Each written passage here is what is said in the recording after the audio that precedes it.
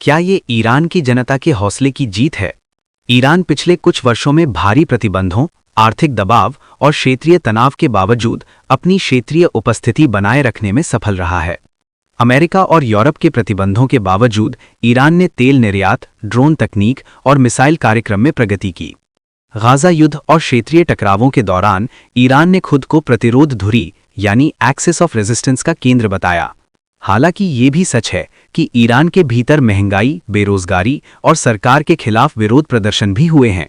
इसलिए इसे केवल जनता की जीत कहना एक राजनीतिक दृष्टिकोण हो सकता है। पूरी तस्वीर इससे अधिक जटिल है। दूसरा, क्या मध्य पूर्व में ईरान बड़ी ताकत बन रहा है? ईरान पहले से ही क्षेत्रीय शक्ति है, लेकिन सुपर पावर बनना अलग बात है। उसके प्रभाव के कुछ प्रमुख कारण हैं। पहला, प्रॉक्सी नेटवर्क। ईरान का प्रभाव इन समूहों के जरिए फैला है। लेबनान में हिजबुल्लाह, गाजा में हमास, यमन में हूथीज। इनके कारण ईरान बिना सीधे युद्ध में उतरे क्षेत्रीय संतुलन प्रभावित करता है। दूसरा, इजराइल से सीधा टकराव। हाल के महीनों में इजराइल और ईरान के बीच सीधे ड्रोन और मिसाइल हमले हुए हैं, जो पहले छाया युद्ध तक सीमित थे। इससे संकेत मिलता है कि ईरान अब खुलकर शक्ति प्रदर्शन कर रहा है। तीसरा, परमाणु कार्यक्रम। ईरान का न्यूक्लियर प्रोग्राम अंतर्राष्ट्रीय चिंता का विषय है। 2015 में joint comprehensive plan of action हुआ था, लेकिन बाद में अमेरिका के बाहर निकलने के बाद तनाव बढ़ गया।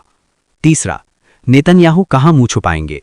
बेंजामिन नेतन्याहू इजराइल की राजनीति में एक बेहद प्रभावशाली लेकिन विवादित नेता रहे हैं। गाजा युद्ध और सुरक्षा चूक को लेकर उन्हें घरेलू आलोचना का सामना करना पड़ा। अगर ईरान क्षेत्र में और मजबूत होता है तो ये उनकी सुरक्षा नीति पर सवाल खड़े कर सकता है।